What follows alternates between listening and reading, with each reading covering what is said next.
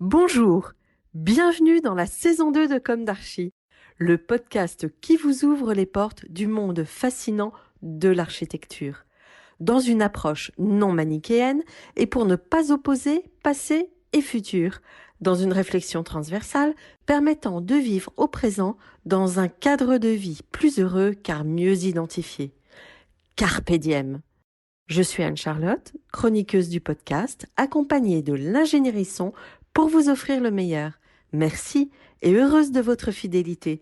Maintenant, place au talent. Bienvenue dans Comme d'Archi. Chers auditeurs, ravis de vous retrouver aujourd'hui en compagnie de Triptyque Architecture qui se définit elle-même comme l'agence de l'architecture contemporaine. Bonjour Guillaume Cibaud. Bonjour.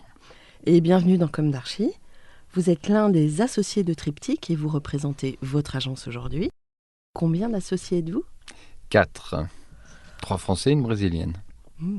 Déjà, ça donne envie d'en savoir davantage. L'agence a une particularité qui est celle d'être implantée à la fois à Paris dans le 9e arrondissement, rue Marguerite de Rochechouart, et à la fois au Brésil, Rua Arroyo de Sao Paulo. Oui, absolument. Arrojo, on dit, mais c'est Arrojo. Voilà, moi j'ai appris l'espagnol à l'école, donc c'est vous qui allez mener le rythme D'accord. sur votre identité brésilienne. Alors vous avez vous-même un parcours atypique, architecte DPLG, DEA urbaniste IUP, associé fondateur de l'agence d'architecture et urbanisme Triptyque au Brésil en 2000 et en France en 2008. Lauréat NAJA 2008, membre fondateur de l'école de Samba, Académico de... Alors là, je vous laisse le faire à ma place. Académico do Baixo Augusta. Merveilleux. Sao Paulo 2009, fondateur de l'association OCA 2009. Alors je veux voir ça. Est-ce que vous participez au Carnaval de Rio ? Alors non, puisque c'est une école de São Paulo. Ah, oui. Et c'est important puisque Je suis vraiment on vous racontera l'histoire. Ouais. Et vous enseignez à l'Escola da Cidade ? Absolument. Alors je n'enseigne plus malheureusement puisque je suis revenu m'installer définitivement en France, mais j'y ai enseigné pendant quelques années, oui. Pouvez-vous nous raconter l'histoire de cette double implantation, de votre jeunesse, de votre envie d'architecture, de vos études, de votre association ? D'accord. Alors effectivement, l'histoire, évidemment, n'était pas écrite pour se passer de cette manière. Mais il y a eu très tôt, chez les associés Triptyque, la volonté quand même de s'extraire un peu de notre contexte d'études et peut-être même aussi des périmètres d'études qui étaient les périmètres que nous proposait la France, Paris en particulier, la ville historique, les rapports de la ville historique à la ville périphérique. En tout cas, juste après le diplôme et j'ai envie de dire les études d'urbanisme, qui étaient déjà portées sur cette ville émergente, en fait, qu'on n'arrivait pas à saisir, nous, culturellement, et qui semblait être quand même la figure principale de la croissance urbaine dans le monde. C'était à l'époque moins sensible en France que ça l'est aujourd'hui, et c'était dans le monde partout très actif. Donc, après ce DEA d'urbanisme, j'ai profité... on va dire, d'années post-études pour faire ce qu'on appelle un service civil pour le compte du ministère de l'économie et des finances et qui m'a amené à être architecte pour donc le ministère. Et ça m'a permis effectivement de voyager à Rome dans un premier temps pendant 6 mois et puis à Pékin pendant 1 an et à Bombay donc pendant 6 mois pour travailler sur des espaces de la représentation française liés au commerce, les postes d'expansion économique et les missions économiques. Et en rentrant de cette aventure-là, les autres associés avaient eu un parcours individuel aussi un petit peu détaché, j'ai envie de dire, de ce qu'on pourrait attendre, en tout cas de la droite ligne d'un architecte implanté en France. On a décidé... pour des raisons diverses et variées, mais pas très affirmées, de tenter un séjour au Brésil, alors qui a démarré à Rio de Janeiro dans un premier temps, pendant une courte période, un peu moins d'1 an, et puis s'est stabilisé à São Paulo avec la création d'une entreprise d'architecture qui a progressivement été amenée à travailler sur des sujets de différentes tailles, j'ai envie de dire, mais quand même portés par cette envie de découvrir et de pratiquer et de se saisir des grands enjeux contemporains des villes, notamment leurs urgences sociales, leurs urgences environnementales aussi.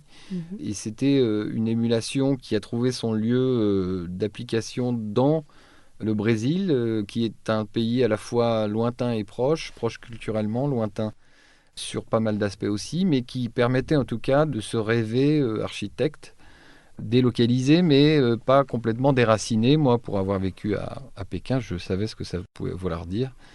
Être déraciné, pouvant échapper difficilement à cette condition d'étranger, ou en tout cas en étant perçu tout le temps comme un étranger. Au Brésil, non. Au Brésil, c'est un pays de facile acculturation. Vous devenez brésilien en une demi-génération. Vous êtes très rapidement brésilien, ce que nous sommes finalement devenus, puisque l'agence a été créée en 2000, et l'agence parisienne plus tard en 2008 suite à l'obtention des NAJA, mais moi je ne suis revenu définitivement en France qu'en 2017, donc j'ai passé 17 ans au Brésil, ce qui a fait de moi un presque Brésilien, en tout cas aux yeux des Brésiliens, on pourrait dire même un Brésilien, mes enfants étant brésiliens eux-mêmes, franco-brésiliens, j'ai ramené un petit bout du Brésil avec moi dans ce voyage. Mais l'aventure n'avait pas de date de fin, elle avait une date de début et pas vraiment de contour, à part cette envie, cette soif de participer d'une manière ou d'une autre à cette grande aventure urbaine qui se dessinait sous nos yeux. Alors on a été modeste évidemment dans notre parcours, puisqu'il faut l'être au début, sur les formats de travail. Au début on a commencé effectivement, on ne connaissait pas grand monde et on n'avait certainement pas des clients, donc on a grossi en échelle progressivement.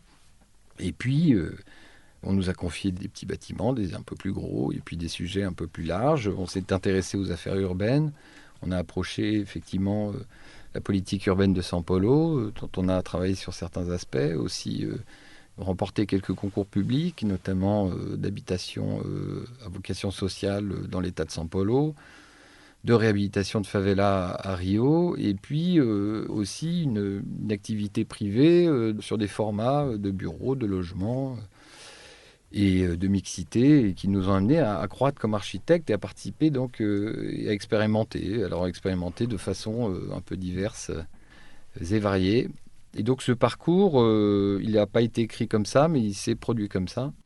Alors j'ai une question. L'ancrage à Sao Paulo, c'est la commande qui vous a ancré là-bas ? Oui, alors évidemment, le rêve de l'Européen, c'est quand même d'atterrir à Rio dans un premier temps, qui est une ville absolument extraordinaire où vous pouvez sentir... La plage. Vous allez rire. Ce n'est pas ce qui nous a attirés en premier lieu, même si on a beaucoup profité dans un premier temps, on n'avait pas de travail. Mais c'était quand même cette géographie hallucinante, cette végétation tropicale qui tout d'un coup rentrait en conflit ouvert avec l'architecture, une architecture d'essence moderniste. Alors ça a tout de suite éveillé notre curiosité, quand même, ce rapport curieux entre une architecture extrêmement rationaliste, née quand même de l'idée de la domination de la raison sur la nature et qui se faisait rétrospectivement ingurgiter par cette même nature qui était censée dominer. Et donc ça donnait lieu à de grosses empoignades absolument magnifiques en termes évidemment architectural, d'émotion, d'intégration intérieure et externe, de végétalisation, de rapport au construit, et qui sont aujourd'hui des thèmes qu'on essaye évidemment de prolonger dans notre activité d'architecte, même en étant sous des cieux moins tropicaux. L'atterrissage n'a pas été trop dur ? Alors, il n'a pas été trop dur. Il est forcément dur puisque c'est un redépart, une sorte de... Il a fallu aussi se réinventer nos outils, réinventer notre manière d'être. Et puis, alors, surtout, s'adresser à un marché, à des collectivités qu'on ne connaissait pas ou plus, avec lesquelles on avait perdu contact. Alors, je veux dire qu'on a quand même aussi profité d'un grand moment d'émulation, de consultation, qui était celui des réinventés. Et qui était une porte d'entrée qui était favorable pour nous, puisqu'effectivement, il y avait la possibilité là de former des groupements, de participer, s'immiscer, et on en a... et de se faire connaître. Et de se faire connaître aussi. Donc c'était une bonne manière de revenir en France, et puis je pense aussi de profiter pour nous de cette expérience acquise au Brésil, mais un peu frustrée en définitive, puisque la politique publique urbaine au Brésil est assez peu efficace et pas trop relayé, en tout cas par des projets fondateurs. En tout cas, pas autant qu'on le voudrait. Oui. Il y a quand même l'idée de la fin d'un cycle Oui. et le début d'un autre qui s'est accompli en France, dans un moment, je pense, de métropolisation de la France qui pose elle aussi des questions et des problèmes, et qui est un champ d'études aussi passionnant que peut l'être la ville brésilienne. D'accord. Est-ce que vous pouvez sortir de votre manteau d'architecte et rentrer dans celui de l'usager? Et en fait, comment vous vivez, vous, individuellement, cette rupture, en fait, de climat, manière de vivre, de culture, dans votre nouvel amarrage parisien? C'est effectivement un grand changement, mais je pense qu'il y a des continuités qui nous semblent assez évidentes. En tout cas, on essaie de rechercher une certaine forme d'universalité dans des problématiques d'usage, et ces problématiques d'usage, on pense qu'elles sont quand même liées au rapport à l'extérieur ou à l'occupation, aux usages urbains, et on a été effectivement baigné pendant de nombreuses années dans un environnement urbain extrêmement difficile qui est celui des villes brésiliennes, où il y a une résilience et une pugnacité sociale très très forte, qui est, à notre sens, inspirante, hein, une Oui. intensité urbaine, de vie urbaine, qui alors se saisit d'absolument tout ce qui est disponible, c'est-à-dire pas grand-chose, et souvent beaucoup de béton et peu de végétalisation ou de végétation, mais qui, à travers pas que le carnaval, mais aussi, j'ai envie de dire, tous les espaces libres ou les temps libres sont absolument potentialisés par cette culture urbaine brésilienne. Et nous, on en a énormément profité. C'est vrai qu'on est devenus des usagers. Et plus que des usagers, on a même été des instigateurs, puisqu'on a eu la chance de participer à la création d'une école de samba dans l'hypercentre de São Paulo. Donc, c'est vraiment un objet d'étude assez fabuleux et extraordinaire. Mais je pense que dans ce rapport-là, il y a des choses qui sont inspirantes, en tout cas que nous, on aime reporter ou rapporter dans des contextes qui sont différents climatiquement, mais qui au fond viennent un petit peu de la même origine européenne et de cette occupation assez généreuse de l'espace public. En définitive, c'est assez marrant, mais le coronavirus a fait un peu exploser l'utilisation policée de la rue, avec la création de terrasses improvisées dans des matériaux de récupération, alors esthétiquement peut-être un peu choquante pour certains. Enfin, moi j'y vois surtout un grand foisonnement qui me ressemble, qui me fait énormément penser au Brésil, et que j'apprécie aujourd'hui énormément. Donc je trouve que la rue parisienne commence à ressembler terriblement à ce qu'on peut retrouver à São Paulo ou ailleurs, et j'y vois moi. On sort un petit peu de la rigueur haussmannienne, c'est Oui, ça? oui, oui, cette espèce de vitalité D'agilité. qui tout d'un coup transborde, et puis trouve quand même des objets de création que sont ces espaces externes, etc. Je pense qu'on réapprend à occuper l'espace disponible.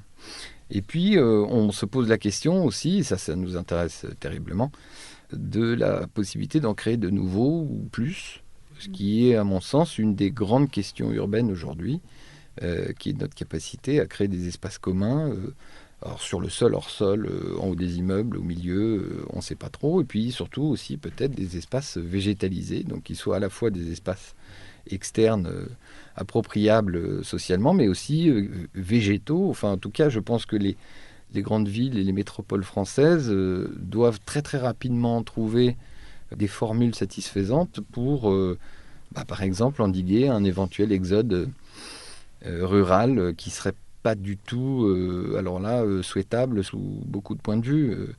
Il ne s'agit pas de fuir les villes pour aller à la campagne, il s'agit peut-être plus de réinventer la ville et de lui donner des qualités d'usage, des qualités de loisirs et puis de vie qui sont celles de la campagne. Et donc ça, ce sont des choses qui nous intéressent, parce que on les a connues aussi au Brésil d'une certaine manière, puisque tout ce qui nous arrive aujourd'hui existe depuis bien plus longtemps dans les villes brésiliennes, puisque au Brésil, tout est amplifié 10 fois. Toutes ces problématiques sont amplifiées 10 fois, donc sont très visibles à l'œil nu.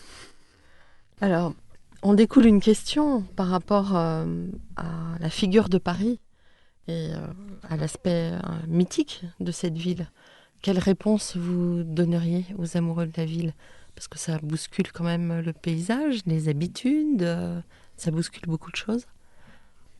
Je pense qu'on n'a pas le choix que de reposer sans cesse la question de l'évolution d'une ville. Une ville ne peut pas à aucun moment être considérée comme accomplie, finie. C'est d'ailleurs paradoxal, mais je vais quand même le raconter parce que c'est une anecdote intéressante. Vous savez que, par exemple, Brasilia, capitale du Brésil, qui était construite en 5 ans par Lúcio Costa et Niemeyer, d'un coup d'un seul, est une des seules villes contemporaines qui soit classée. Et à ce titre, c'est complètement paradoxal et contraire à ce qui se passe au Brésil. C'est un endroit qui est absolument préservé où vous ne pouvez plus rien faire d'autre que ce qui existe. Il s'est muséifié quasiment à la naissance. Voilà. Donc vous avez le symbole de l'architecture contemporaine dans sa transformation qui tout d'un coup se retrouve figé, condamné à ne pas évoluer. C'est évidemment ce que Niemeyer ne voulait pas lui-même, ni Lúcio Costa, mais c'est ce qui est quand même arrivé. Et c'est ce qui rend aujourd'hui Brasilia une ville avec d'énormes difficultés, problèmes, puisque la vie et les croissances apparaissent de façon désordonnée autour de cet ensemble très bien agencé et très parfaitement préservé. Donc je ne pense pas qu'on puisse à aucun moment donné dater l'arrêt ou on va dire l'âge d'or d'une ville en déclarant voilà, c'est bon, c'est maintenant, on arrête. Alors pour les défenseurs du patrimoine, on sait qu'il ne faut quand même pas muséifier la ville, mais est-ce qu'il n'y a pas des tranches de ville qui doivent être conservées dans leur jus, dans leur énergie, dans... Alors, je vais peut-être pas être le meilleur interlocuteur pour répondre à cette question, parce que j'ai à un moment donné de ma vie passé plus de temps au Brésil qu'en France. Alors, maintenant, je suis passé de l'autre côté. Donc, je suis plus français que brésilien. Mais j'étais extrêmement choqué et marqué par le fait qu'une ville comme São Paulo a détruit 95% de son patrimoine. C'est ce qui s'est passé de fait. Pourquoi ? Parce qu'on a laissé la ville justement aux mains d'une promotion immobilière, de logique, qui ont tout emporté. Et puis aussi peut-être d'une idéologie en disant, voilà, nous voulons la modernité. C'est un contre-exemple absolument saisissant. Oui. Pour autant, ce qui est conservé là-bas au milieu de toute cette dynamique n'arrive pas à survivre. Donc le patrimoine, finalement, si vous voulez condamner un bâtiment, vous le classez. Dans un univers un peu agressif, c'est un petit peu ce qui se passe, puisqu'il n'y a aucune activité qui trouverait place exactement. Dans le cas de Paris, je ne peux pas concevoir qu'on puisse effectivement arriver à préserver tout à fait et complètement tel quartier, tel endroit. En plus, je trouve, mais je crois pas me tromper de beaucoup, que contrairement à ce qui est souvent dit, on a quand même œuvré dans le sens de la valorisation de ce patrimoine. De façon assez large. On y a investi beaucoup d'argent, on l'a bien fait, me semble-t-il. Je parle de Paris, mais je pourrais parler de la plupart des villes françaises. Moi, je suis originaire de Troyes, je ne sais pas si vous connaissez Troyes, c'est en Champagne. Non, je ne connais pas Troyes. Bon, c'est une petite ville médiévale à 150 km de Paris, si vous voulez. Moi, j'ai grandi à Troyes, il y a donc pas mal d'années. La ville était repoussante, il n'avait absolument aucun intérêt touristique, d'ailleurs il n'y a pas très peu de touristes. Aujourd'hui vous retournez à Troyes, tout est impeccable, les monuments sont absolument entretenus, les espaces urbains sont remarquables, il y a un effort qui a été fait, on va dire dans le sens de la muséographie, de la muséification, et puis vous avez maintenant un tourisme qui s'est installé et qui donne finalement une seconde dynamique. Dans le cas de Paris, j'ai des souvenirs d'étudiants où la cour du Louvre était toute noire avec une mare de voitures. J'ai pas mal de souvenirs comme ça, en réalité. C'est vrai que les villes, dans notre enfance, étaient très noires. Donc, je pense qu'il y a un effort considérable qui a été fait au niveau de la préservation, mise en valeur du patrimoine, et puis associer une certaine qualité aux requalifications des espaces publics qui sont attenants, qui ont eu tendance à se piétoniser, à gagner en qualité. Et je ne vois pas, moi, d'autres solutions. En plus, on voudrait préserver finalement un tissu qui lui-même a perdu beaucoup de sa composition initiale, puisque le Paris haussmannien, il y avait une pyramide sociale qui représentait quand même la société à la verticale. Aujourd'hui, ce n'est plus le cas. Les commerces ne reflètent pas davantage. Enfin bref. Finalement, on a déjà énormément évolué par rapport au modèle d'origine. Il s'agirait peut-être d'ailleurs même d'essayer de le bousculer, de le reproduire, ou en tout cas de lui redonner un petit peu de mixité, de mélange, qui était la proposition initiale.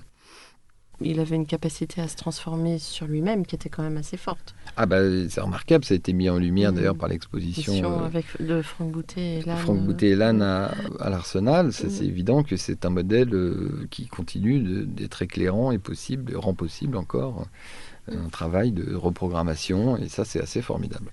Surtout que c'est véritablement, je pense, aujourd'hui un des enjeux majeurs qui va être de reprogrammer et refaire la ville sur la ville plutôt que de démolir, reconstruire. Qui est une évolution marquante de nos métiers, ça c'est évident.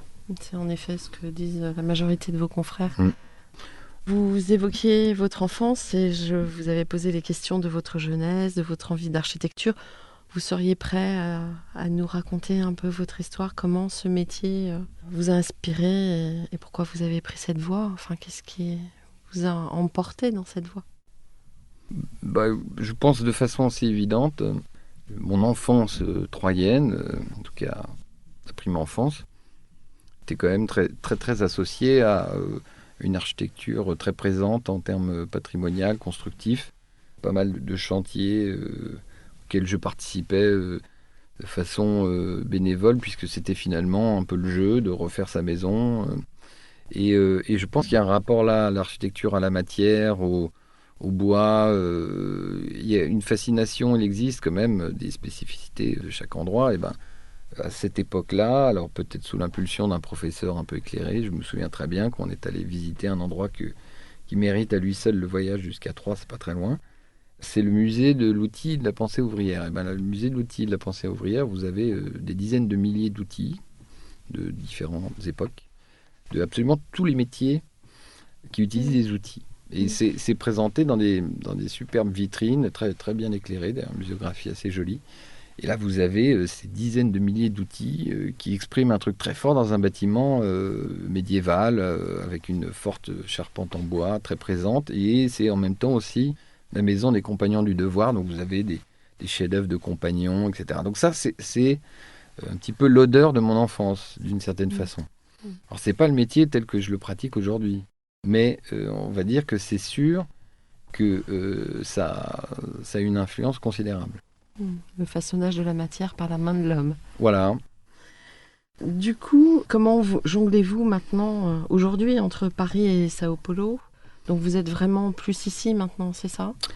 Alors maintenant, oui, je pense que il est bon d'avoir un rapport assez étroit avec les sujets qu'on travaille en tant qu'architecte. J'aime pas trop l'idée, effectivement, de la distance culturelle ou de la distance même à l'objet, ce qui pour moi rend pratiquement impossible la pratique dans des endroits qui me seraient culturellement inconnus.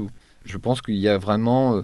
on est de plus en plus quand même dans des métiers de dialogue, on est dans des métiers d'écoute, où le geste créateur est finalement beaucoup plus façonné par un dialogue et la prise en compte de beaucoup de points de vue et de beaucoup de contraintes techniques et normatives qui nécessitent une présence et un investissement absolu sur les sujets que vous avez à traiter.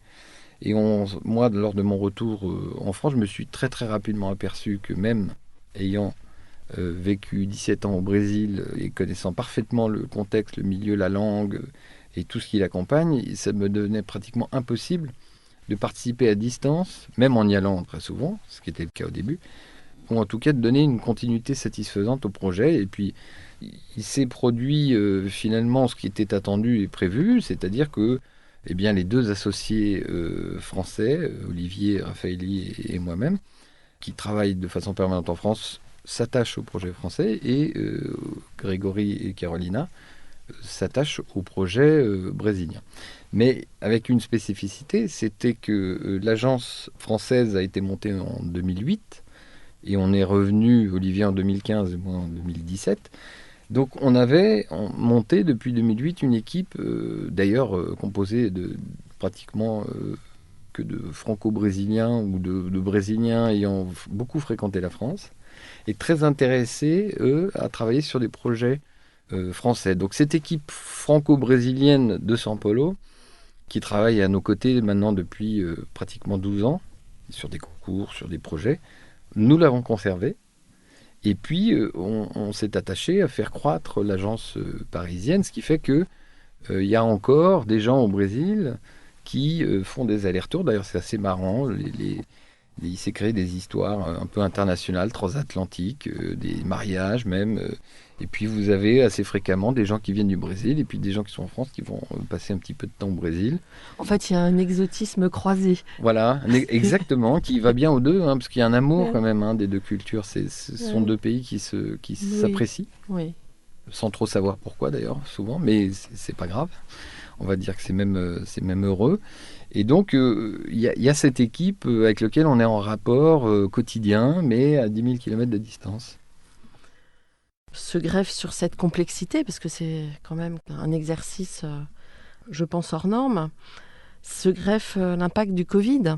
Comment vous l'avez vécu Alors, le Covid a finalement prolongé une habitude de l'agence aussi, qui était de travailler en équipe à distance. Oui. L'existence de cette équipe brésilienne nous a obligés depuis 12 ans à mettre en place des protocoles, des manières d'échanger, de communiquer, des outils qui ont rendu plus facile pour nous le passage en télétravail puisqu'on en avait culturellement un peu l'habitude. Et je crois qu'on a été, comme tout le monde, assez séduit dans un premier temps aussi par la liberté gagnée, individuelle, de pouvoir se défaire des réunions physiques. Puis on a aussi participé, comme tout le monde, à des réflexions disant c'est vrai, pourquoi pas, peut-être qu'on se trompe, on n'a pas besoin d'avoir une agence aussi grande. Et puis, chemin faisant, on se rend compte que non, on fait un métier de confrontation, de dessin, où il faut des maquettes, il faut des dessins, il faut des choses, il faut des rencontres. Et donc, on ne pourrait pas se passer d'un endroit comme une agence, un atelier, qui serait un endroit d'échange. Un atelier créatif, par exemple. Voilà. Et quel est l'effectif de votre agence, au Brésil d'une part et en France ? Alors, il y a une équipe brésilienne dédiée à des projets brésiliens qui comporte 50 personnes environ. Et puis nous-mêmes, on est 15 à Paris, avec un peu moins au Brésil sur les projets français. Voilà. Pouvez-vous nous éclairer sur la manière dont la pratique de l'architecture en France se différencie de celle au Brésil ? C'est à la fois une question ouverte, mais à la fois en termes d'espace, peut-être en termes de commandes. Alors, c'est évidemment très, très, très extrêmement différent. À la fois la pratique, la commande, le rapport à la commande, les circuits privés, les circuits publics, l'importance des pouvoirs publics dans le processus, et puis l'accès à la commande, tout est absolument différent. Vous ne pouvez pas comparer l'un à l'autre. Mais en termes d'architecture, si vous voulez, c'est assez incroyable, mais il y a une différence fondamentale qui conditionne tout le reste. C'est la thermique. Le fait qu'en France, nous ayons affronté un hiver rigoureux qui nous oblige à nous protéger du froid, alors que, à l'inverse, il est envisageable de ne pas se protéger du chaud dans un pays subtropical. Il faut savoir qu'à São Paulo, il n'y a pas de système de chauffage dans aucune maison pratiquement. Une cheminée suffit pour le mois ou les 15 jours de fraîcheur où il faut s'en servir. On peut éventuellement se protéger du chaud et on se protège, mais les conditions climatiques sont tellement distantes que le rapport à la thermique est fondamentalement différent. En France, on va chercher à se protéger et on va chercher à faire des enveloppes les plus étanches possibles, alors qu'au Brésil, on va faire tout le contraire. On va chercher à faire des enveloppes les plus poreuses possibles, dans lesquelles on va pouvoir travailler des convections, des ventilations naturelles pour rafraîchir les bâtiments. Donc vous avez un pays dans lequel l'enveloppe se conçoit à l'horizontale, puisque c'est finalement le plancher qui définit le cadre, et vous avez besoin de pratiquement aucune matière pour séparer l'intérieur et l'extérieur. Du verre suffirait, ou avec un peu d'isolation, mais on va dire pour faire grosse masse, vous avez vraiment une intégration horizontale intérieur-extérieur. Vous avez en Europe, en France, des barrières qui se sont érigées entre l'intérieur et l'extérieur, au point qu'il est pratiquement plus possible de concevoir des bâtiments où vous avez le plancher qui se prolonge à l'extérieur, et puis on a un percement qui permet de passer l'un à l'autre. On est passé à autre chose, c'est-à-dire que pour des raisons thermiques, et de ponts thermiques qui sont très vraies et très évidentes, on conçoit un corps, et puis s'il faut un balcon, on vient rajouter quelque chose dans un autre matériel, quelque chose qui puisse permettre un accès externe. Donc c'est tout ce rapport de l'intérieur à l'extérieur qui est bouleversé. Et on le lit, on le voit aussi au niveau des rez-de-chaussée, au niveau des vues, puisque finalement les bâtiments ont eu chaque fois plus tendance à se renfermer sur eux-mêmes et à rendre à chaque fois moins évident ce qui nous semblerait être l'objectif à atteindre et qui est au contraire de retrouver des perméabilités les plus grandes possibles. Alors évidemment, là, on s'était un petit peu focalisé ces dernières années sur l'approche thermique. Il s'agissait de consommer moins d'électricité. Et pour ce faire, on utilisait des matériaux qui étaient épouvantables en termes de carbone d'ailleurs. C'était pas grave puisqu'on ne regardait que les consommations. Maintenant, on étend la réflexion à l'approche carbone. L'approche carbone, c'est tout. C'est tous les matériaux qui composent le bâtiment, tous les systèmes, et puis le cycle de vie, la maintenance, etc. Dans cet exercice-là, il y a des choses qui, finalement, étaient bonnes hier, ne seront plus aujourd'hui. Et puis, on pourrait en profiter, c'est ce qu'on essaye de faire, pour re-questionner cette histoire d'enveloppe, de ventilation naturelle et de rapport intérieur-extérieur, pris dans un bilan carbone, on va dire, global de l'opération. Mais il faut bien reconnaître qu'on en est, alors là, au tout début, de l'aventure et qu'on est au fond, puisque c'est quand même un de nos domaines d'expertise liés à quelques projets qui ont été remportés, notamment avec Col des Filles. Oui, j'allais y venir, mais alors... Je l'ai vu marquer, c'est pour ça. Et qui est un concours proposé par le C40, donc l'association des 40 villes, qui a été créée par le maire de Londres, si j'ai bonne mémoire, il y a bientôt 10 ou 12 ans, que Anne Hidalgo a présidé jusqu'il n'y a pas très longtemps. Aujourd'hui, c'est le maire de Los Angeles. On ne parle pas beaucoup de cette histoire, mais il y a 40 villes dans le monde, enfin, en fait, ils sont 90 ou 100 maintenant, mais qui réfléchissent collectivement à baisser leur bilan carbone. Le C40, à travers l'expérience du Réinventer Paris, a souhaité donc promouvoir un concours à échelle mondiale, et nous avons remporté un des sites parisiens, donc sur le canal de l'Ourcq avec Col des Filles, et c'est un site le long d'un quartier mixte où la question qui était posée évidemment était celle du quartier mixte, sa qualité, son architecture, mais aussi de stratégie pour baisser le bilan carbone de l'ensemble de l'opération. Et nous travaillons sur une hypothèse à moins 25% par rapport à on va dire une opération classique RT 2012, pour parler de la réglementation thermique actuelle. Et donc, les questions se posent et se sont posées au moment du concours. Maintenant, elles se posent en phase opérationnelle. On est quand même bien obligé d'admettre que la filière n'est pas prête véritablement à pouvoir se saisir complètement de ces sujets.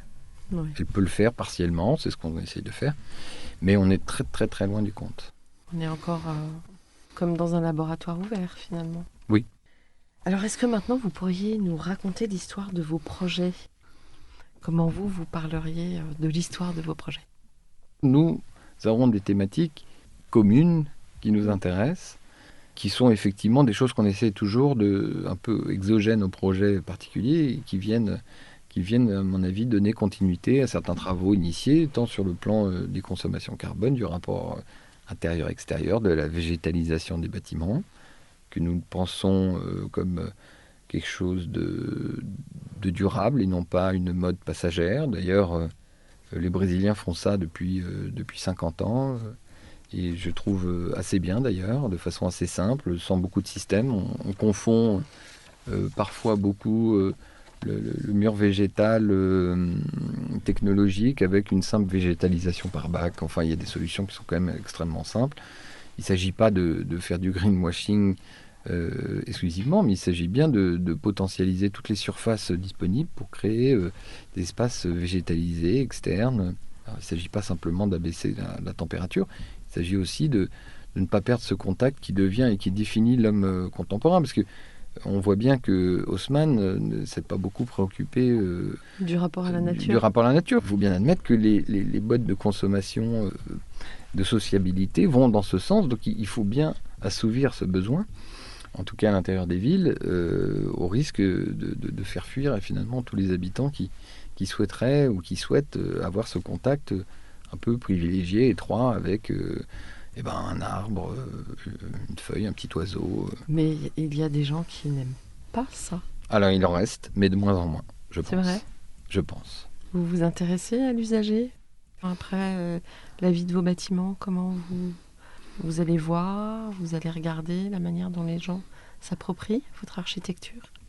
Alors, on a effectivement une attention particulière sur le fait, c'est pas le cas de tous les architectes, quelqu'un comme Aravena a ouvert un peu des portes qui pour nous ont été assez évidentes et qui au Brésil font absolument sens quand vous travaillez dans des contextes de favela ou d'autres, et qui s'appelle l'autoconstruction. Et l'autoconstruction, c'est ce que fait l'usager de votre architecture.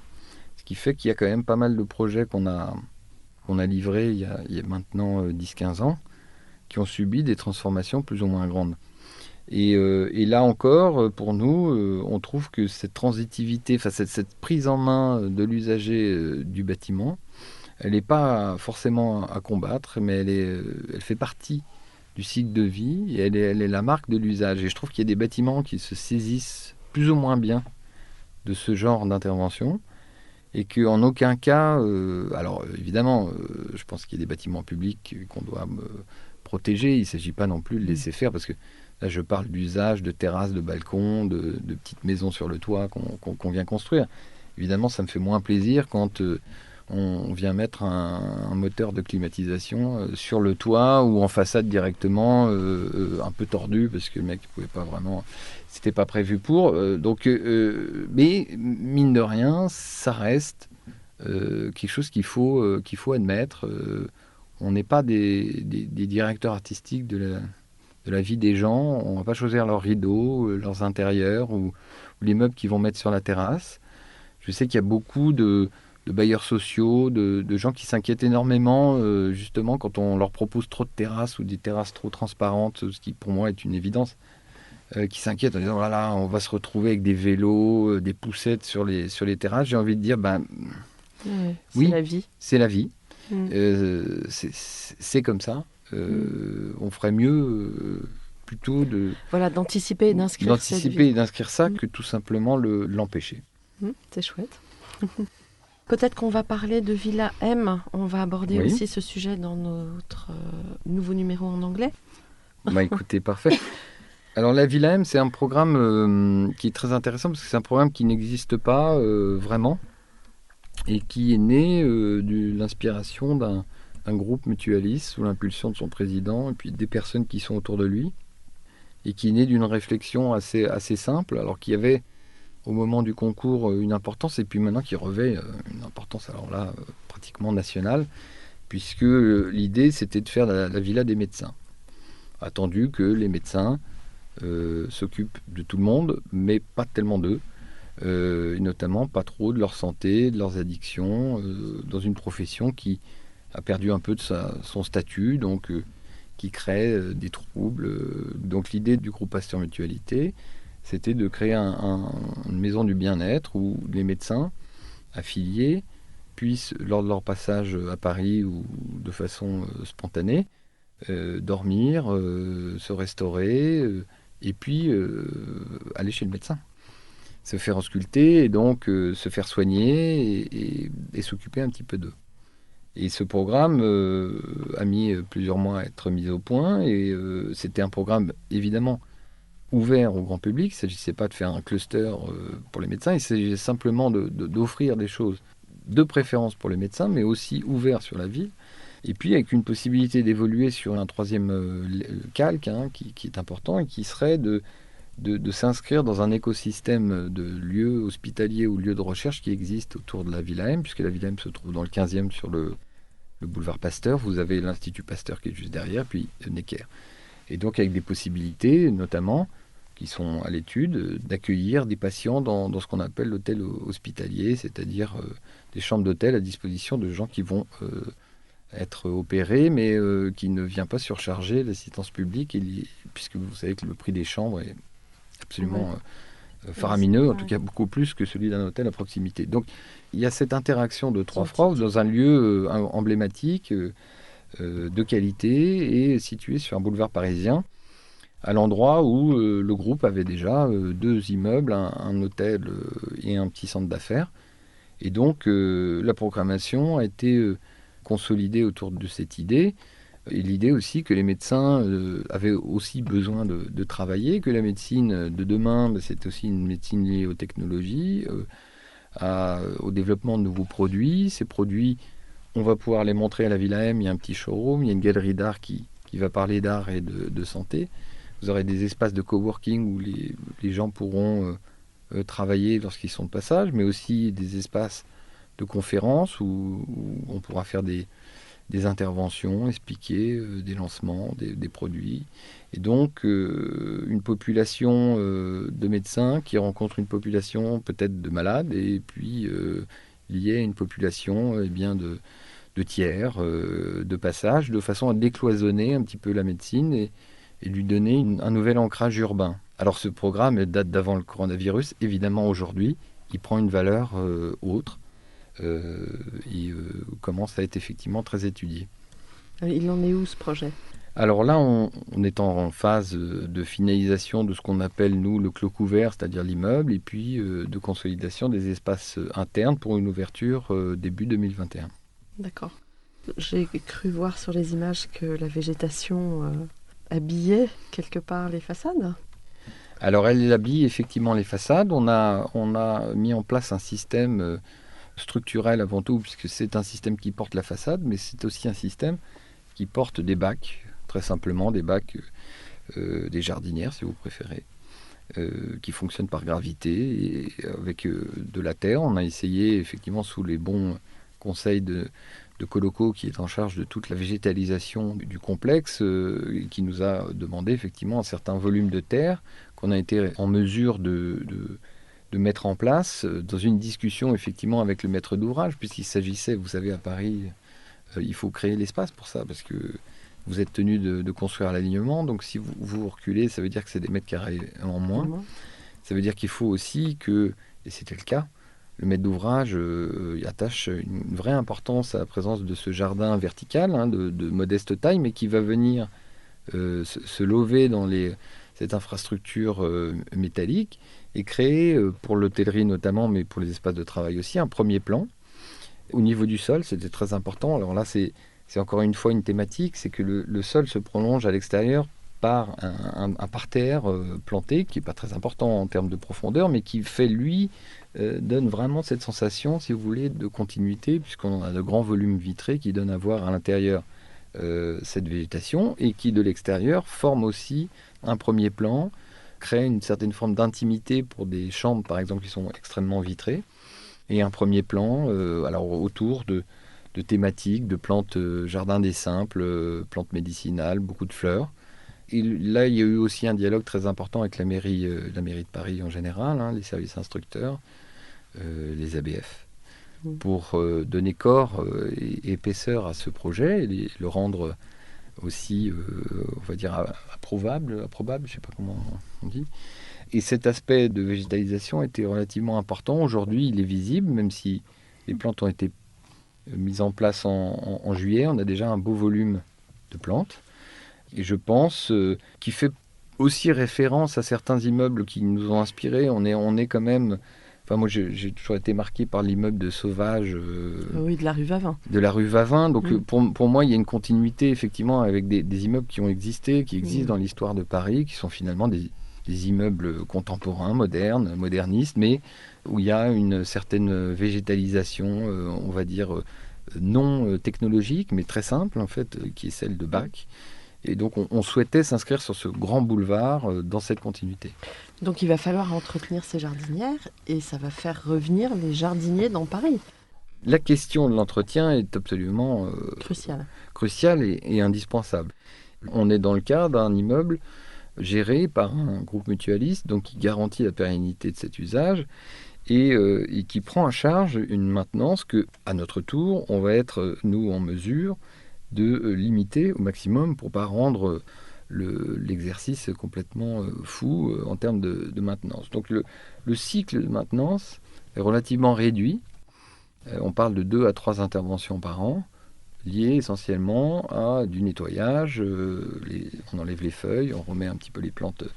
Et puis vous avez un système d'irrigation permanent qui lui-même est lié à un système de récupération d'eau et qui va permettre aux plantes de passer l'été et l'hiver. Et selon une technologie assez rudimentaire. Voilà. D'accord.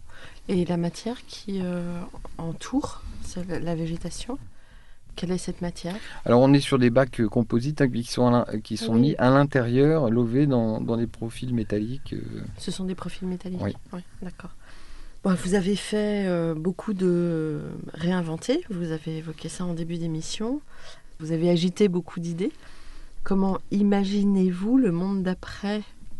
Alors c'est quand même un ensemble de concours qui aujourd'hui est assez critiqué. Il y a un certain plaisir à critiquer les concours. Moi, je voudrais juste rappeler, mais je me trompe peut-être, je ne crois pas, que le dialogue, en tout cas la composition, la complexité programmatique des usages et des programmes était autre avant et plutôt mieux après maintenant qu'avant. Donc il y a quand même une vraie avancée, c'est indéniable, même si on est de mauvaise foi, je pense qu'on ne peut pas nier ce fait-là.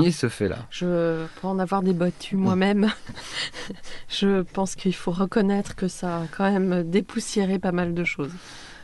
Voilà, vous êtes d'accord? Je suis absolument aligné sur cette idée, et d'ailleurs c'est une idée tellement contagieuse qu'elle vient même s'appliquer à des sujets hors concours. Donc vous vous retrouvez finalement, comme ça nous est arrivé à Dijon, sur des concours qui ne sont pas des appels à projets innovants, mais qui sont juste des concours d'architecture, où les 3/4 des concepts qui ont été développés sont exigés auprès de maîtres d'ouvrage qui, sans doute, il y a 10-15 ans, auraient tout simplement fait un ensemble monofonctionnel avec une clôture autour. Et donc, il y a, de ce point de vue-là, une grande avancée qu'il faudra, là, maintenant, relayer, je pense, avec une autre problématique qui est celle, évidemment, des enjeux environnementaux.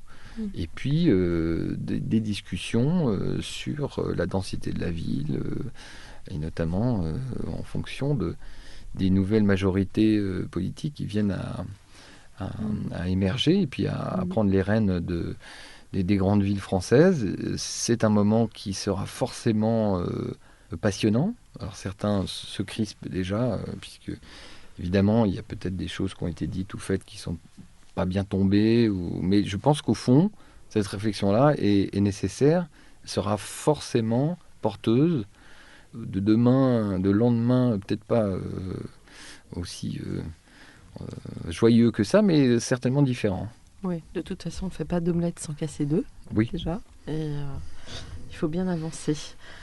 Si vous aviez aujourd'hui des jeunes architectes ou étudiants architectes en face de vous, qu'est-ce que vous auriez envie de faire passer comme message ? Alors, il se trouve qu'effectivement, je suis dans un entre-deux d'enseignement, mais que probablement, dans un avenir très proche, je vais reprendre de l'activité, puisque c'est vraiment quelque chose qui, effectivement, est indispensable et absolument complémentaire, indispensable à notre activité de praticien. D'ailleurs, Olivier Raffaelli est lui-même enseignant, et je compte le rejoindre au plus vite. C'était passionnant de le faire au Brésil. Maintenant, il me tarde de revenir en France. Et tout simplement pour débattre de ces choses-là, parce que en définitive, il devient de plus en plus compliqué, me semble assez difficile aujourd'hui de définir quel est le véritable sens de l'histoire, ou de l'histoire urbaine ou architecturale, s'il en existe un. Je ne parle pas du bon côté de l'histoire, il ne s'agit pas d'être du bon côté de l'histoire, il s'agit de rentrer dans le sens de l'histoire. Moi, je pense que c'est ça, le dialogue enseignant professeur, c'est débattre et remettre inlassablement cette question de savoir qu'est-ce qu'il faut faire ou qu'est-ce que nous pouvons faire, et sans céder ni au populisme, ni à la réaction, ni évidemment à l'angélisme, ni à l'écologisme, l'écologie punitive, mais tout simplement essayer de définir une ligne qui soit tenable, souhaitable, et qui me semble très très difficile à tenir. Et ça, vous n'y arrivez que si vous êtes en confrontation avec plusieurs personnes qui représentent pas toutes la même version de l'histoire.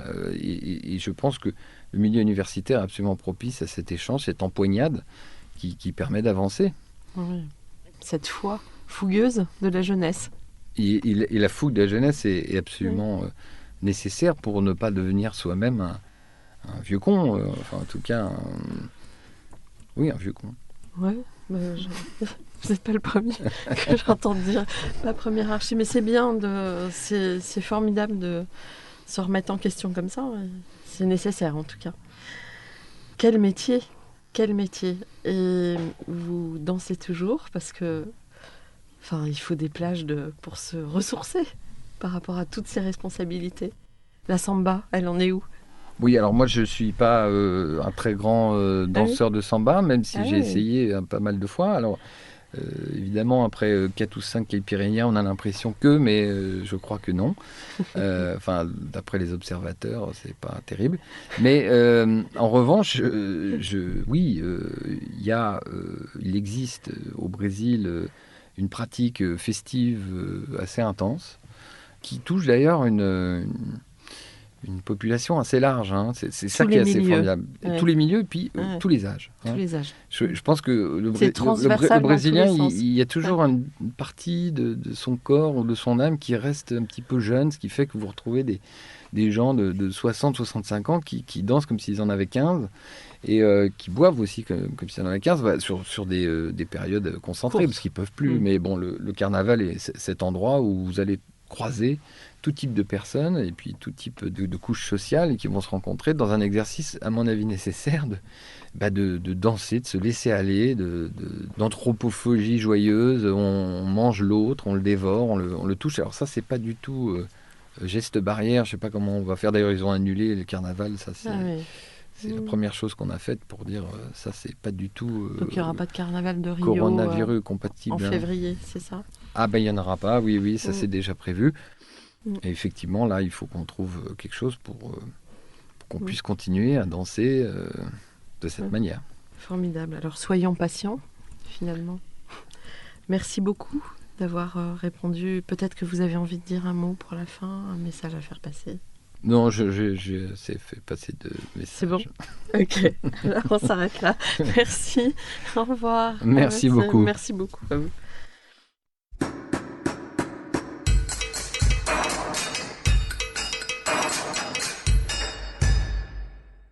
Chers auditeurs, merci pour votre écoute. N'oubliez pas de retrouver nos sujets en avant-première sur Instagram à l'adresse Comdarchi Podcast, COMDARCHI Podcast.